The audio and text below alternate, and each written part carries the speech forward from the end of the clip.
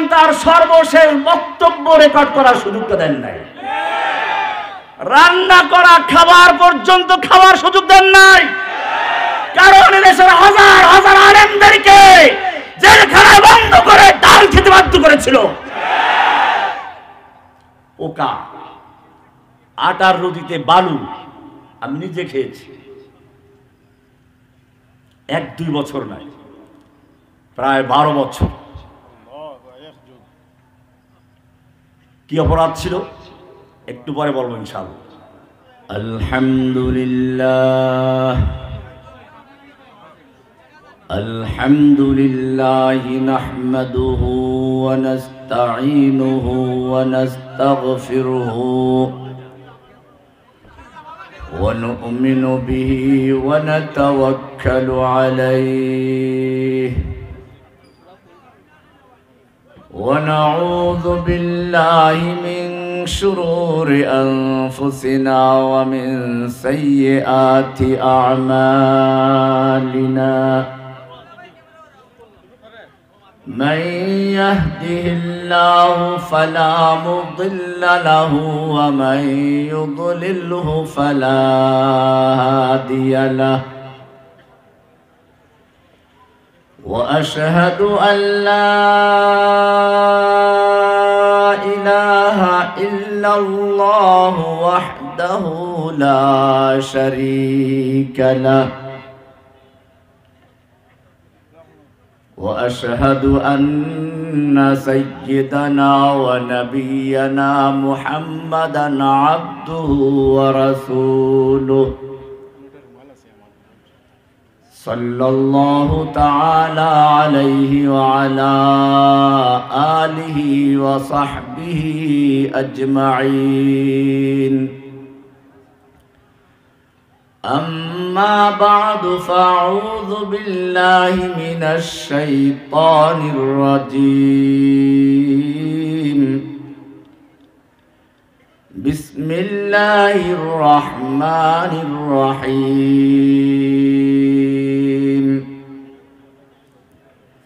اليوم أكملت لكم دينكم اليوم أكملت لكم دينكم وأتممت عليكم نعمتي ورضيت لكم الإسلام دينا.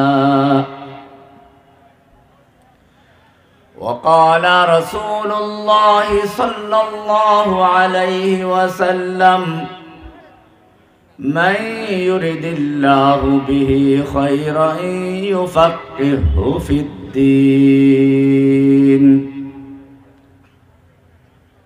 وقال الشاعر سلام على خير الأنام وسيدي حبيب إله العالمين محمدي بشير نذير هاشمي مكرم عطوف رؤوف من يسمى بأحمدي نفس الفداء لقبر أنت ساكنه فيه العفاف والجود والكرم.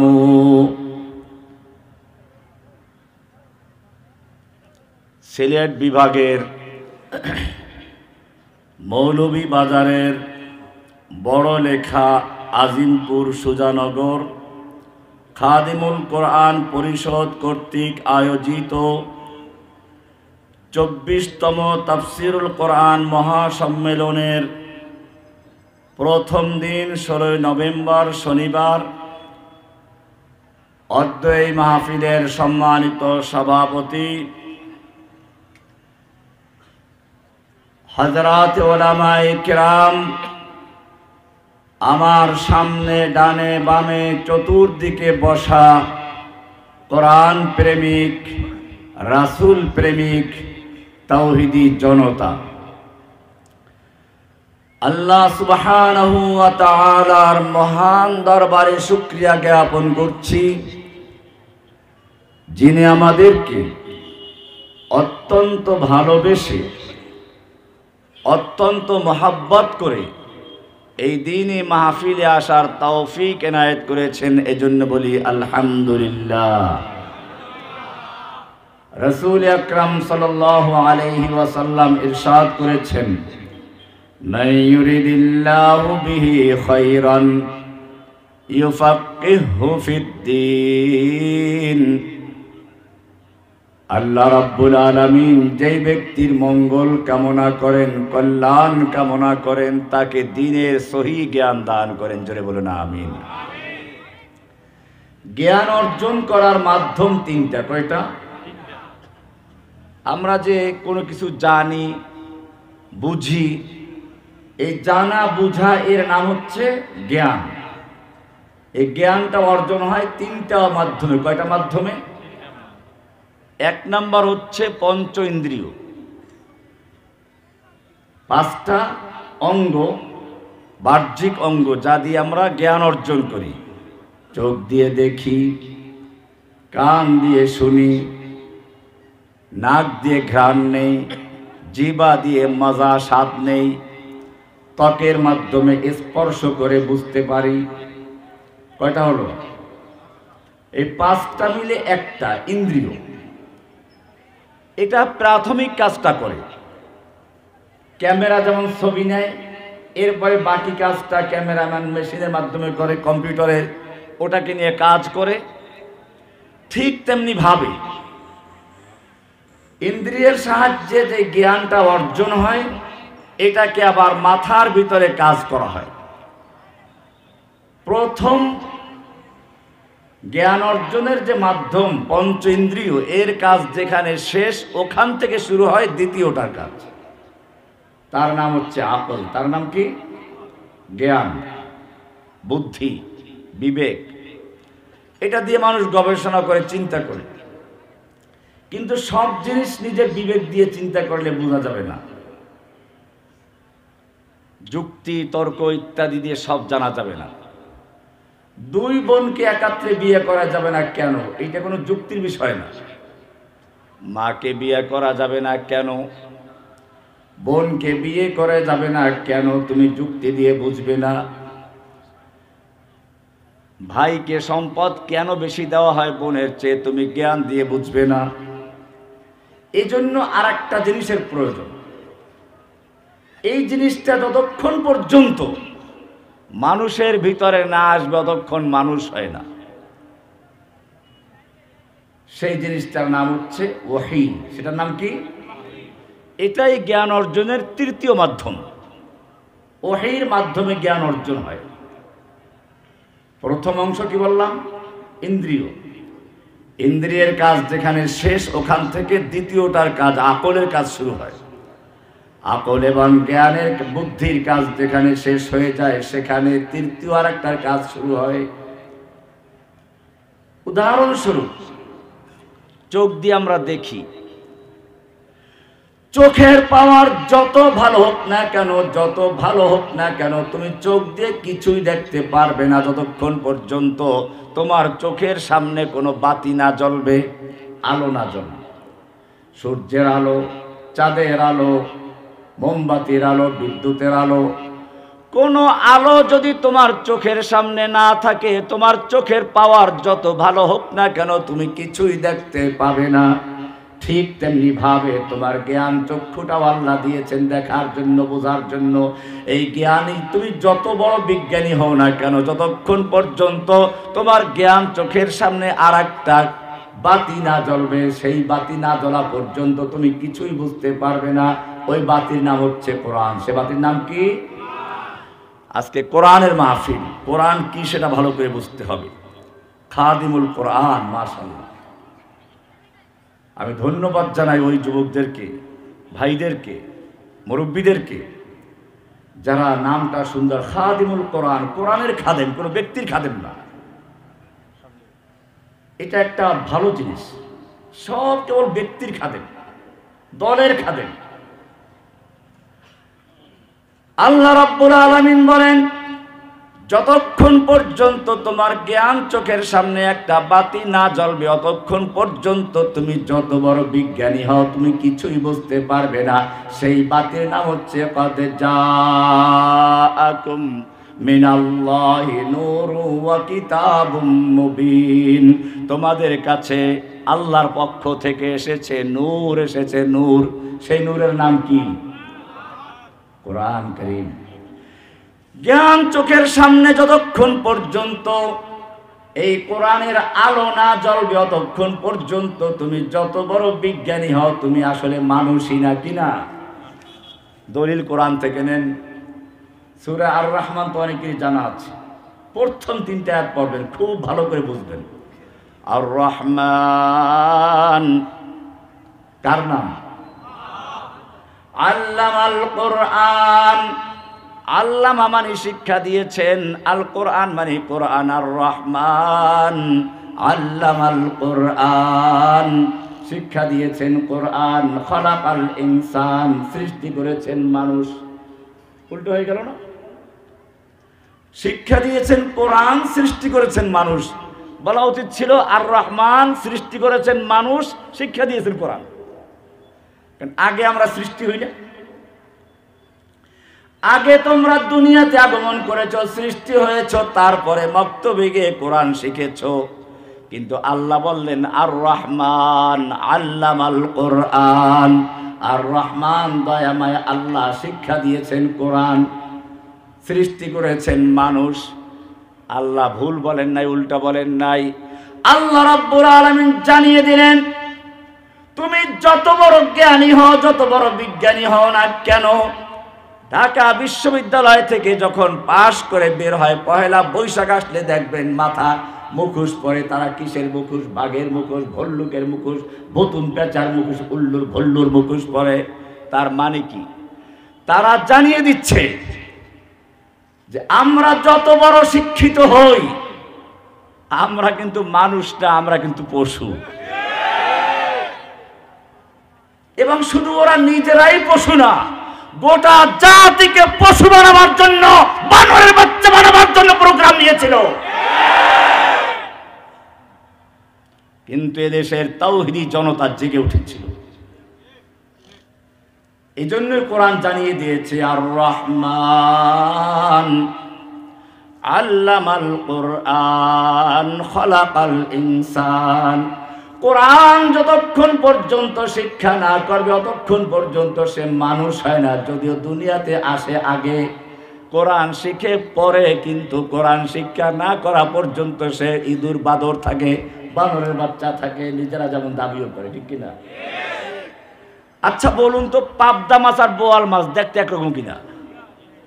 আজ পর্যন্ত কেউ বলেছে যে পাবদা মাছগুলো বোয়াল মাছের পূর্বপুরুষ? গজার মাছ, শোল মাছ, টাকি মাছ দেখতে একরকম কিনা? আজ পর্যন্ত কেউ বলেছে এই গজার মাছগুলো পূর্বপুরুষ হচ্ছে টাকি মাছ? এই লোকগুলো জঙ্গলে গিয়ে দেখলো শিম্পাজি, বানর দেখতে মানুষের মতো, তখন মাথা ঝুলে আর বলে ওহো তোমরাই তো আমাদের বাপ দাদা। এইটা কেন বুঝলো? গন্ডগোলটা এই জায়গায়। আর রহমান আল্লামাল কোরআন খলাকাল ইনসান। যেহেতু তারা কোরআনের জ্ঞান অর্জন করে নাই, জ্ঞান চোখের সামনে আলো নাই, কোরআনের জ্ঞান নাই, ওহীর জ্ঞান নাই, সেজন্য তারা যত যুক্তিবাদী হোক, যত বিজ্ঞানী হোক, যত জ্ঞানী হোক, তারা মানুষ নাই। তারা কি? কোরআন শুধু পশু বলেই শেষ করে নাই।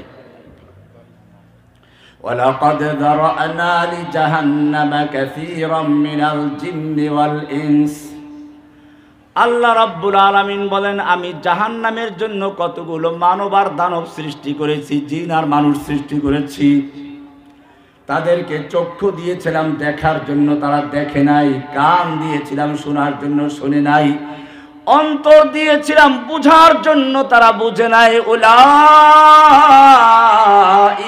কাল আনআম, ওরা হচ্ছে পশুর মতো। ওরা হচ্ছে কিসের মতো? আল্লাহ এরপরে বলছেন বালহুম আদাল, বরং পশুর চেয়েও বড় পথভ্রষ্ট, পশুর চেয়েও। কারণ হচ্ছে পশুরাও হুকুম মানে কার? আল্লাহ রাব্বুল আলামিন। সেজন্য মনে রাখতে হবে আমরা প্রথম আমাদের পরিচয় আমরা মানুষ। আমরা কি? মানুষের বাচ্চা মানুষ। আমরা কারা? জোরে বলে মানুষের বাচ্চা মানুষ, আমরা বানরের বাচ্চা নই। ওয়ালাকাদ কাররামনা বনি আদম, আমি বনি আদমকে সম্মানিত করে সৃষ্টি করেছি। আমরা সম্মানিত জাতি, বানরের জাতি নই। লাকাদ খালাকনাল ইনসানা ফি আহসানি তাকওয়িম। আল্লাহ রাব্বুল আলামিন বলেন আমি মানব জাতিকে সবচেয়ে উত্তম গঠন দিয়ে তৈরি করেছি। জোরে বলেন সুবহানাল্লাহ। আল্লাহ বলেন যে আমি আদমকে সৃষ্টি করেছি নিজ হাতে। জোরে বলেন সুবহানাল্লাহ। কে সৃষ্টি করেছেন? মানুষের চেহারা সৃষ্টি করেছেন আল্লাহ নিজের হাতে। আল্লাহর হাত কেমন সেই আলোচনা আমি আজকে করছি না। একটা শুধু বলে দেই, এই সমস্ত বিষয় নিয়ে বাড়াবাড়ি নেই। হাত আছে জানলাম, কেমনে আছে জানি না। বিশ্বাস করা ফরজ, সুয়াল করা যাবে না। আল্লাহর হাত আল্লাহর মতো, আমাদের মতো না। কার মতো না? নুজুলুর রব্বে মালুম, ইস্তাওয়াহু মালুম। আল্লাহ আরশে আছেন তা জানি। আল্লাহ আরশ থেকে অবতরণ করেন তাও জানলাম, কিন্তু কেমনে অবতরণ করেন, কেমনে আরশে আছেন তা জানি না। ঈমান রাখা ফরজ, প্রশ্ন করার সুযোগ নেই, কারণ আল্লাহ সম্পর্কে আমাদের জ্ঞান অত বেশি নেই। আল্লাহর সৃষ্টি নিয়ে চিন্তা করতে বলা হয়েছে, আল্লাহকে নিয়ে নয়। আমাদেরকে আল্লাহ সৃষ্টি করেছেন মানুষ হিসেবে। তারপরে দ্বিতীয় পরিচয় আমাদের মুসলিম। আমাদের পরিচয় কি? মিল্লাতা আবিকুম ইব্রাহিম হুয়া সাম্মাকুমুল মুসলিমিন। তোমাদের এই মিল্লাত কার মিল্লাত? ইব্রাহিমের মিল্লাত। কার মিল্লাত? মিল্লাতা আবিকুম ইব্রাহিম। তোমাদের মিল্লাত হচ্ছে ইব্রাহিমের মিল্লাত। তোমাদের পিতা, জাতির পিতা ইব্রাহিম। জাতির পিতার নাম কি? না অন্য কোনো কিছু?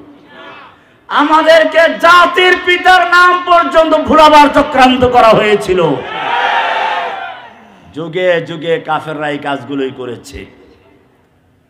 ইসলামের পরিভাষাগুলো চক্রান্ত করে পরিবর্তন করে দিয়েছে।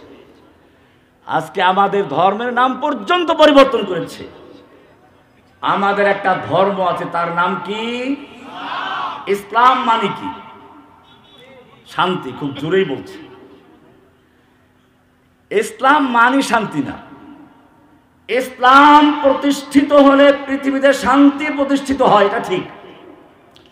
কিন্তু ইসলাম মানি বাবাজি শান্তি নয়। সালাম অর্থ শান্তি। সালাম অর্থ কি? আমরা বলি একজনকে দেখা হলে আসসালামু আলাইকুম ওয়া রাহমাতুল্লাহি ওয়া বারাকাতুহু, আপনার প্রতি সালাম এবং শান্তি বর্ষিত হোক। তা সালাম অর্থ কি? ইসলাম মানে কি? আলিফ যে একটা যোগ করেন তাতে কি অর্থের পরিবর্তন হবে না? মাদ্রাসায় যারা 2 ক্লাস পরে মিজানুর সাহেব, তাদেরকে জিজ্ঞেস করেন আল ইসলাম মুসলমান সুদান ওয়া গারদান নিহাদান বাতাআত। ইসলাম মানে হচ্ছে এক আল্লাহর কাছে আত্মসমর্পণ করা। ব্যক্তি জীবনে, পারিবারিক জীবনে, সামাজিক জীবনে, রাষ্ট্রীয় জীবনে, আন্তর্জাতিক জীবনে, ব্যাংকে, আদালতে, সংসদে, গণভবনে, সব জায়গায় এক আল্লাহর হুকুমের কাছে আত্মসমর্পণ করে বিশ্বে শান্তি প্রতিষ্ঠান করার নাম হল ইসলাম। ইসলাম মানে আত্মসমর্পণ করে। ইসলাম মানে কি? আমাদের একটা দিন আছে, ধর্ম আছে, তার নাম কি? ইন্নাদ-দীনা ইনদাল্লাহিল ইসলাম। নিশ্চয় আল্লাহর কাছে মনোনীত একমাত্র দিন হচ্ছে কি? এগুলো ভালো করে বুঝতে, আকীদার বিষয়। এখন নিজের নাম মুসলিম পরিচয় দিতে ভয় করে। আমি ইন্ডিয়াতে দেওবন্দে পড়াশোনা করেছি। দিল্লিতে যখন সেই বাবরি মসজিদ ভাঙ্গার কাহিনী ঘটলো, মুসলমানদের বাড়ির কোনায় কোনায় লেখা ছিল তুম ফখর সে কহ দো কে হাম মুসলমান। তুমি গর্বের সঙ্গে ঘোষণা করো আমি মুসলিম।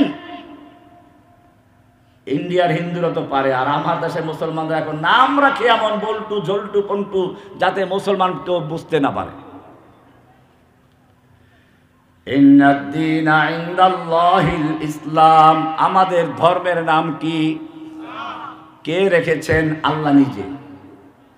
ইন্নাদ-দীনা ইনদাল্লাহিল ইসলাম, ইসলাম ধর্ম পালন করার পরে অন্য কোন ধর্ম পালন করা যাবে কিনা? আল্লাহর নবী ওহী প্রাপ্ত হয়ে যখন বাসায় আসলেন, ঘরে আসলেন, খাদিজা রাদিয়াল্লাহু তাআলা আনহাকে বললেন, জাম্মিলুনি জাম্মিলুনি, আমাকে চাদর দাও, চাদর দাও, আমার ভয় হচ্ছে আমি হয়তো মরে যাব। যেমন নবী তেমন স্ত্রী, তখন তো উনি বুঝতে পারেন না যে নবী, কিন্তু দেখেন কি সান্ত্বনা দিয়েছিল স্ত্রী। কাল্লা, বুখারীর শুরুতে কি আছে হাদিসগুলো, কাল্লা ওয়াল্লাহি লা ইউখজিকাল্লাহু আবাদা, না খবরদার ও স্বামী, আপনাকে আল্লাহ অপমান করবেন না। ইন্নাকা লা তাসিলুর রাহমা, আপনি তো আত্মীয়তার সম্পর্ক কখনো ছিন্ন করেন না। ওয়া তাহমিলুল কাল, আপনি সমাজের সব মানুষের বোঝা বহন করেন, কষ্ট দুঃখ লাঘব করে দেন। ওয়া তাকসিবুল মাদুম, অন্নহীন বস্ত্রহীন মানুষকে আপনি খাদ্য দান করেন।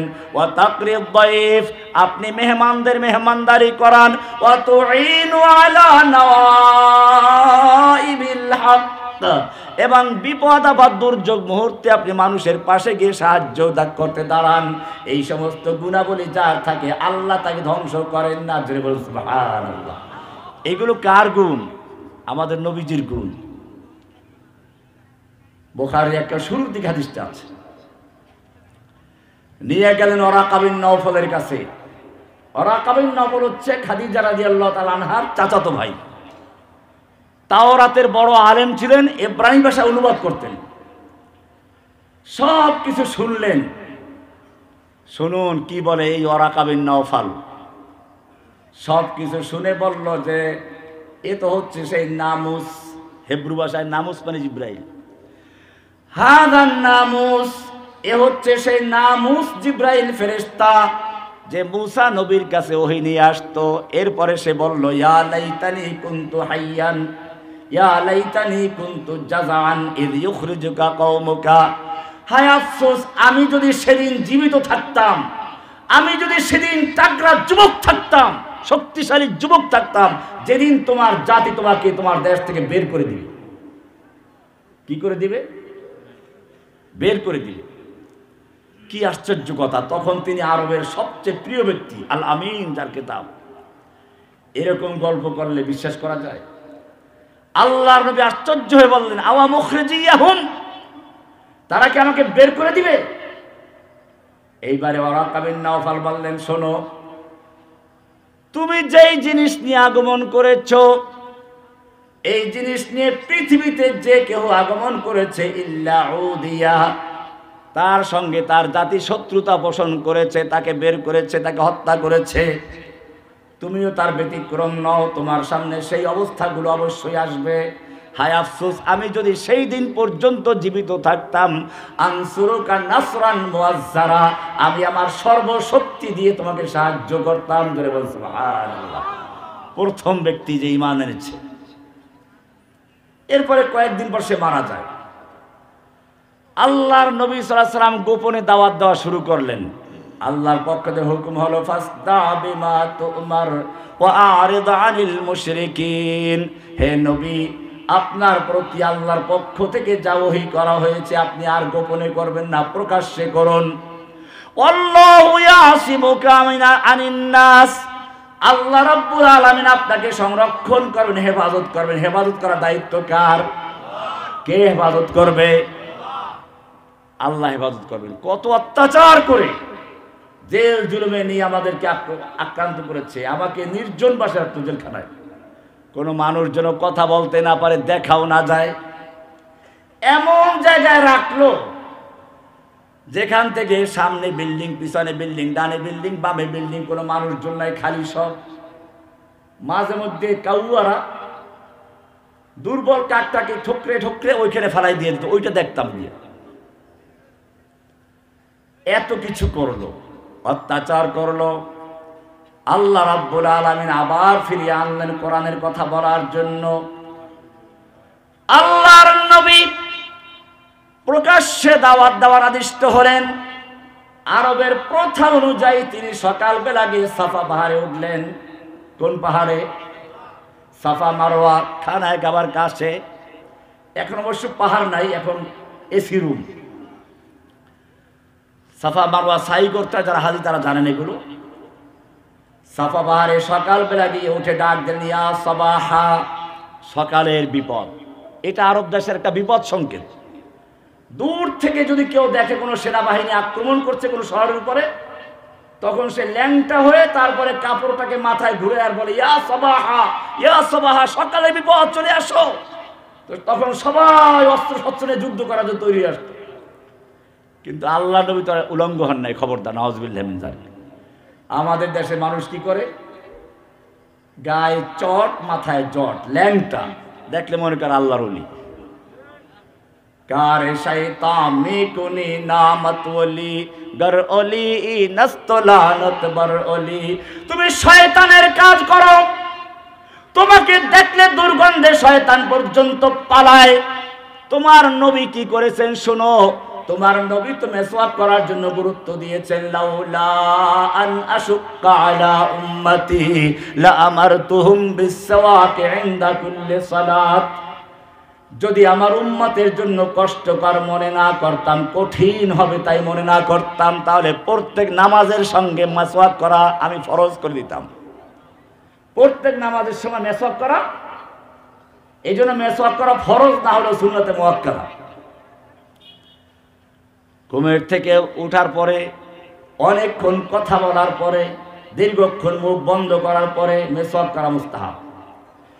যেই নবী দাঁত পরিষ্কার করার জন্য এত গুরুত্ব দিলেন, মেসওয়াক করে যে নামাজ পড়া হয় সাধারণ নামাজের চেয়ে 25 গুণ সওয়াব বেশি পাওয়া যায়। আরব দেশে গেলে দেখবেন ইমাম সাহেবদের কানে মেসওয়াক থাকে বা পকেটে থাকে, নামাজে দাঁড়াইয়া কয়েকটা গুঁতো দেয়, তারপরে আল্লাহু আকবার দাঁড়াই যায়। ওটা ভিন্ন একটা বিষয় আছে। যেই নামাজ মেসওয়াক করে আদায় করা হয় তার সওয়াব সাধারণ নামাজ থেকে কত গুণ বেশি? 25 গুণ সওয়াব বেশি পাওয়া যায়। সুবহানাল্লাহ। যেই নবী বলেছেন আতর লাগাতেন এত সুন্দর করে, যে আতরের ঘেরানটা নবী রাস্তা দিয়ে চলে গেলে তারপরে বলা যেত এই রাস্তা দিয়ে আমার নবী চলে গেছেন।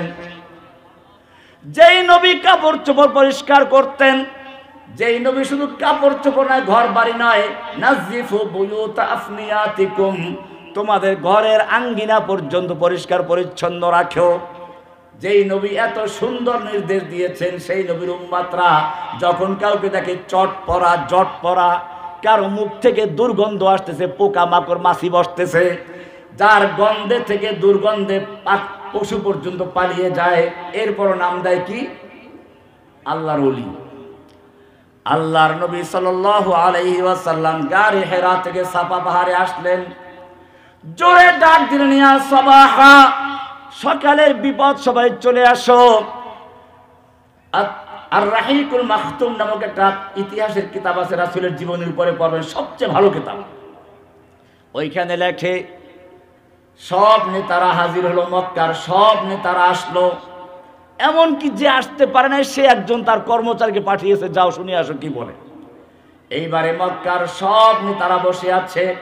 আল্লাহর নবী সব নেতাদেরকে উদ্দেশ্য করে বললেন, ও আমার মক্কার নেতারা শোনো, আমি যদি আজকে বলি এই পাহাড়ের অপর প্রান্তে তোমাদের শত্রু বাহিনী ওত পেতে বসে আছে, যেই কোনো মুহূর্তে আক্রমণ করে মক্কা ধ্বংস করে দিবে, বিশ্বাস করবে কিনা? মক্কার নেতারা সব এক বাক্যে বলে উঠলো, মা জাররাবনাকা কাযিবান কত্তু, আমরা অবশ্যই বিশ্বাস করবো, কেন আমরা আপনার থেকে মিথ্যা কখনো পাই নাই। এইবারে আল্লাহর নবী সাল্লাল্লাহু আলাইহি ওয়াসাল্লাম বললেন, লাউ কুলতুম কালিমাতান ওয়াহিদাতান, ওহে মক্কাবাসী শুনে রেখো, লাউ কুলতুম কালিমাতান ওয়াহিদাতান, যদি একটা কথা স্বীকার করে নাও, একটা বাক্য মেনে নাও, তামলিকুনা বিহাল আরব, গোটা আরব দেশের তোমরা মালিক বনে যাবে, ওয়াতাদিনু লাকুমুল আজম, অনারব বিশ্ব তোমাদের দিন গ্রহণ করবে। মাত্র একটা কথা। কয়টা কথা? নেতারা সবাই খুশি, একটা কথা মানলে নেতৃত্ব পাওয়া যাবে, তাও আবার শুধু আরব দেশের নয়, গোটা বিশ্বের। আবু জাহেল দাঁড়িয়ে বলল, একটা নয় ভাতিজা 10টা বলো। আল্লাহর নবী এবারে বললেন, ইয়া আইয়ুহান নাস কুলু লা ইলাহা ইল্লাল্লাহ তুফলিহুন। ওহে বিশ্ব মানবতা শুনে রেখো নাও, কুলু লা ইলাহা ইল্লাল্লাহ, তোমরা বলো লা ইলাহা। বলতে দেরি আবু লাহাব হাত উঁচু করে নবীকে মারতে উদ্যত হলো। আবু জাহেল আবু লাহাব সব খেপে গেল।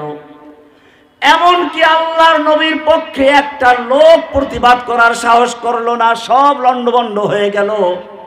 বিগত সরকার সময় দেখেন নাই, আলেম ওলামাদেরকে জেলে নিয়ে যাচ্ছে, মুরগির বাচ্চার মতো জেলখানা নিয়ে যাচ্ছে। কারো কোনো প্রতিবাদ করার ক্ষমতা ছিল না। ওয়াজ মাহফিলের মধ্যে বক্তা ওয়াজ করছেন, একজন দাঁড়িয়ে তাকে প্রতিবাদ করছে, তার সামনে থেকে মাইক ছিনিয়ে নিচ্ছে। হয় না এমন?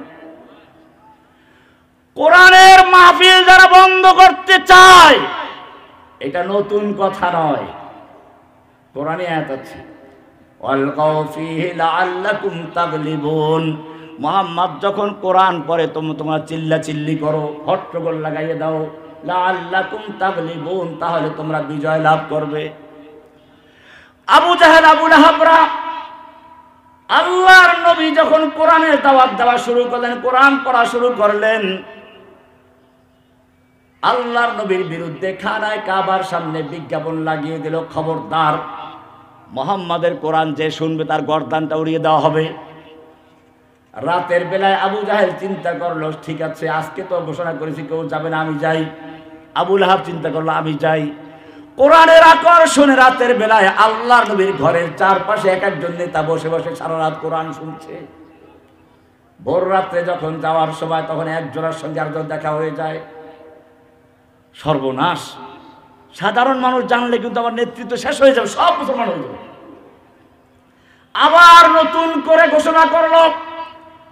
একদিন, দুই দিন, তিন দিন যায়, শেষ পর্যন্ত আবু সুফিয়ান বলেছিল, আমরা যতই বিরোধিতা করি একদিন এই কোরআন বিজয় লাভ করবে।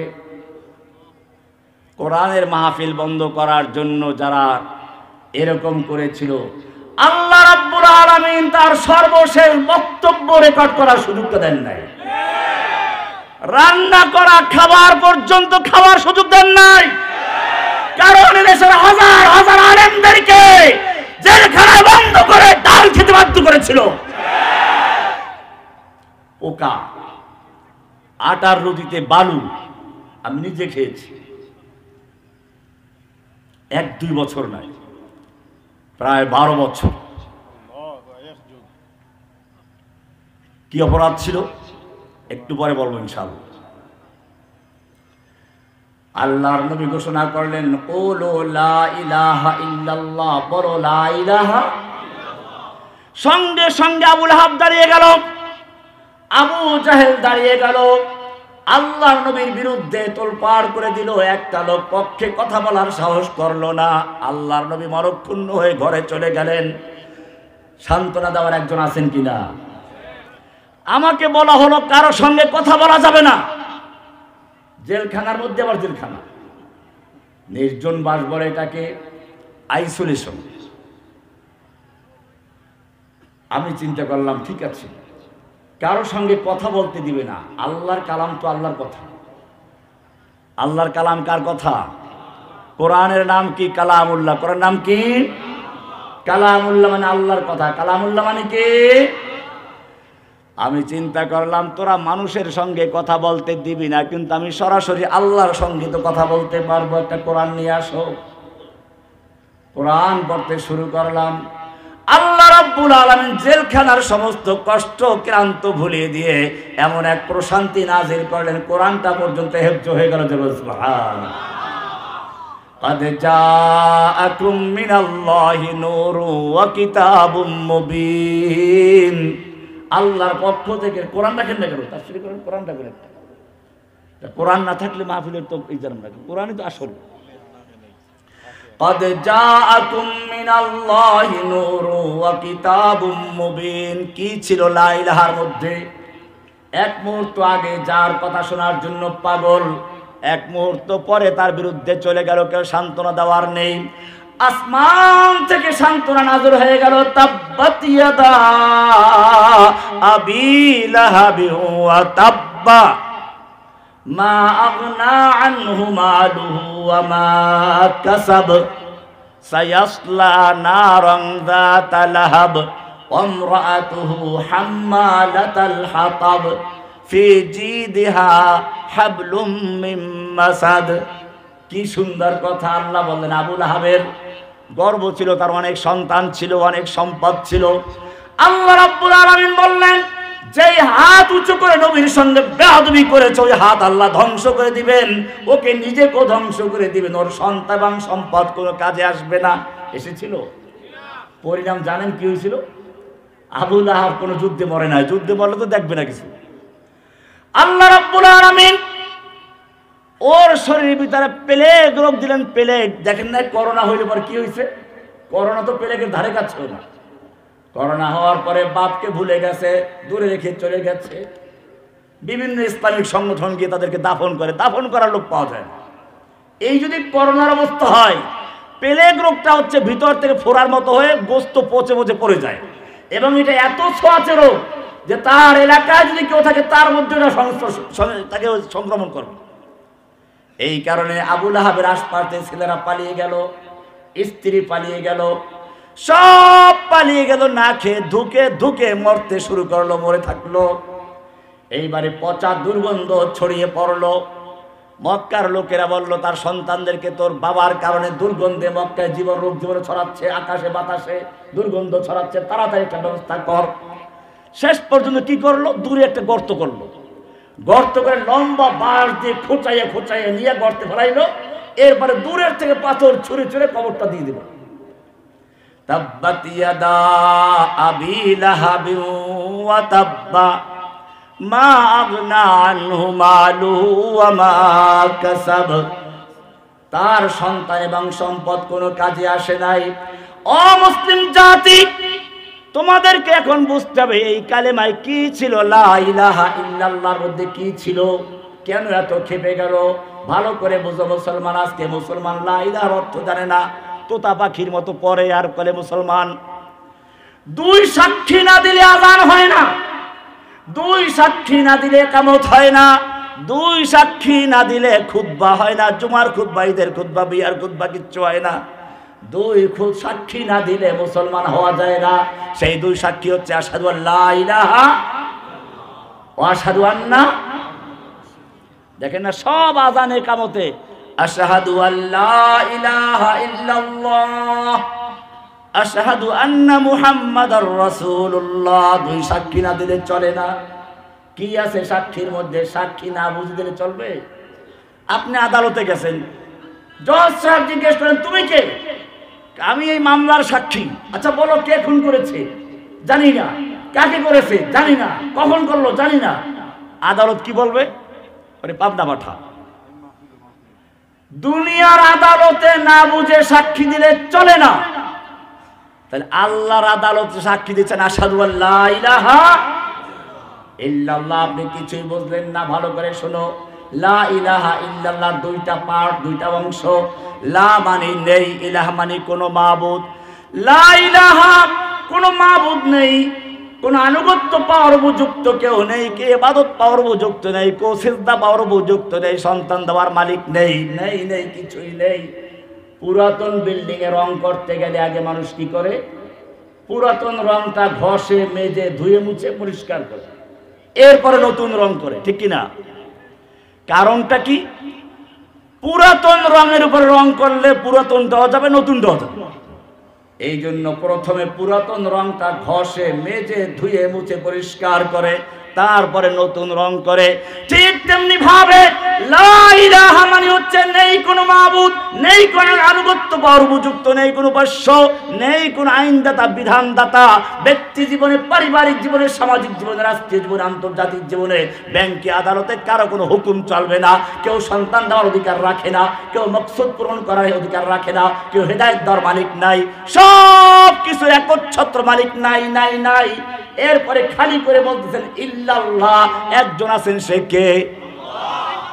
এইটার নাম তাওহীদ। এটার নাম কি? এর নাম কি?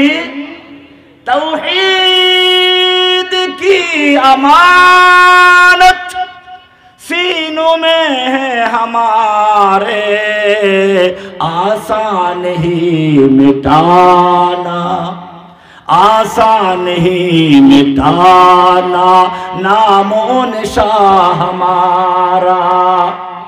सब गुरीजा हो गया आखिर जलवाए खुर्शीद से, चमन मामूर होगा नगमाए तौहीद से। এই তৌহিদ যদি মুসলিমদের মধ্যে থাকতো, তৌহিদের মোকাবেলা দুনিয়ার কোনো শক্তি করতে পারে না। পাহাড়ের সঙ্গে মাথা দিয়ে ঘর্ষণ করলে পাহাড় ভাঙে না, মাথা ভেঙে চূর্ণ বিচূর্ণ হয়ে যায়। যুগে যুগে যারা তৌহিদের মোকাবেলা করতে এসেছে তারা ধ্বংস হয়েছে, ইসলাম জিন্দা রয়েছে। তৌহিদ কি আমানত सीनों में है हमारे आसान नहीं मिटाना नामो निशा हमारा। এই তাওহীদ যদি না থাকে সব জিরো, সব কি